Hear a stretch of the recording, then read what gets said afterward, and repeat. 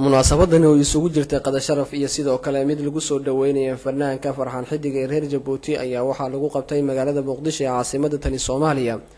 waxaana ka soo qayb galay gudoomiyaha gobolka Banaadir qaar ka tirsan mudanayaasha baarlamaanka dawladda Soomaaliya waxaana munaasabada soo agaasimtay isla markaana isku soo dubariday xildhibaan Khadiija Maxamed Yeriye iyadoo munaasabada sidoo kale ka soo qayb galeen ururka qaranka haweenka Soomaaliyeed oo hirkacisay gudoomiyaha ururka haweenka qaranka Soomaaliyeed Batuule Sheekh Axmed Gaballe gudoomiyaha ururka haweenka qaranka Soomaaliyeed waxay ka soo jeedisay tixgabaya oo ay ku amaanaysa fanaanka reer Jabuuti ee Farxaan Xidig iyadoo sidoo kale Khadiija Maxamed Yeriye ay sheegtay in fanaanka Farxaan Xidig uu yahay fanaanka labada qaran Soomaaliya iyo Jabuuti waa sida ay hadalka u dhigtay Farxaan fanaan qaran ayaa tahay qaran kale u yimid oo qowmiyad quraan nahay waadna qiimo badan tahay qoontayda dhayaysaa hambadayda qaawani huga inaad ku qabataad qoyskaaga reerkiyo howlahaaga qaaska ah qurbahana ugaga timid munaasabada ayaa waxaa qayb ka ahayd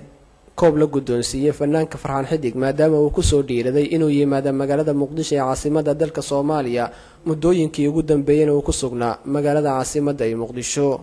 iyadoo sidoo kale fanaanka Farxaan Xidig uu munaasabadaasi ka hadlay isla mar ahaantaana hambalyo u jeediyay dadkii soo agaasimay madashan quruxda badan iyo sidoo kale isagoo ammaan u diray gudoomiyaha gobolka Banaadir ahna duqa magaalada Muqdisho Maxamuud Axmed Nuur Tarsan ma sii wadi karo aad iyo aad baan walaashay iyo maamooyinka iyo adduunka taariikh gudoomiye Tarsan waa nin dhiiran ummadda Soomaaliyeedna inay aad iyo aad uga dhirigsan tahay maalintii alla keenaba intaas oo qof bay la soo hadasho gudoomiyaha nagu salaan iyo maartay waan garab taaganahay rag ba diyaarada daraadii u soo raacay oo dalka jooga oo Mareykan u yimiday gabagabadii madashani lagu soo dhaweynayay fanaanka Farxaan Xidig ayaa waxaa ka hadlay gudoomiyaha gobolka Banaadir ahna duqa magaalada Muqdisho Maxamuud Axmed Nuur Tarsan kaasoo sheegay in fanaaniinta Soomaaliyeed ay yimaadaan magaalada Muqdisho iyadoo magaalada Muqdisho haatan ay tahay mid aad iyo aad u wanaagsan jawigeedana uu yahay mid degan xamar xaalmarinteedu waxay noqonaysaa xudeediyo soo noqda xamar xaalmarinteedu waxay noqonaysaa fanaaniintii la yaqaanay oo Xasan Aadan Samatar Jubba Hiba Maxamed dadkaas oo dhan inay soo noqdaan waxay noqonaysaa xamal xaalmarinteeda sababtoo ah waxa aan sameynayno dhan waxay ku dhisan tahay suuqgeyn inaan magaaladan suuqgeeno oo image-ka ka baxay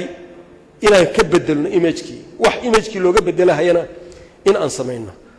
munaasabadan loo sameeyay fanaanka Farxaan Xidig ayaa waxay dhiirigelinaysaa fanaaniinta Soomaaliyeed ee ku sugan qurbaha kuwaas oo ku dhiiranaya inay dib ugu soo laabtaan dalkooda hooyo Cabdirasaaq Miro Dhowr Cable TV Muqdisho